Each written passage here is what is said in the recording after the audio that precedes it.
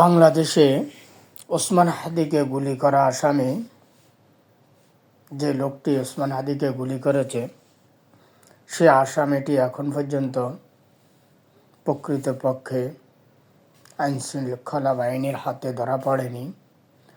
তাহলে কি আমাদের দেশের আইনশৃঙ্খলা বাহিনী সবগুলা কি ব্যর্থ? সবগুলাই কি অকেজ? সবগুলাই কি দেশদ্রোহী? কোথায় আমাদের ডিজিএফআই? কোথায় আমাদের এসএসএফ? কোথায় আমাদের গোয়েন্দা বাহিনী? সবগুলাই কি ব্যর্থ পরিণত হয়েছে? সবগুলাই কি অকেজ হয়ে গিয়েছে? যদি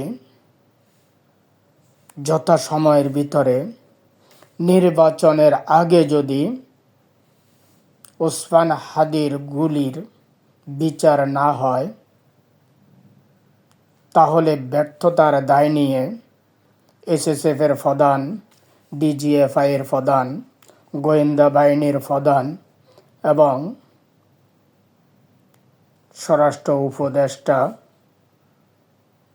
এদেরকে পদত্যাগ করা উচিত, ব্যর্থতার দায় মাথায় নিয়ে। কারণ তা না হলে, যদি ব্যর্থতার দায় মাথায় না নিতে হয়,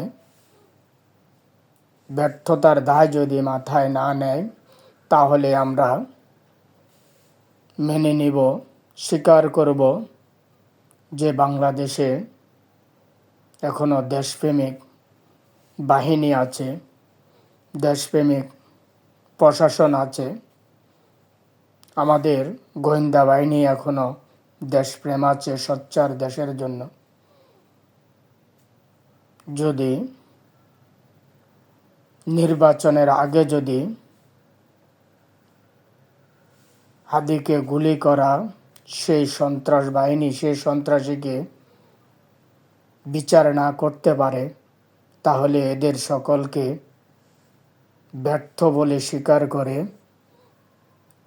তারা যেন পদত্যাগ করেন। আমি এটাই দাবি জানাচ্ছি বাংলাদেশে 18 কোটি মানুষের পক্ষ থেকে। আল্লাহ হাফেজ, ভালো থাকবেন সবাই, ধন্যবাদ।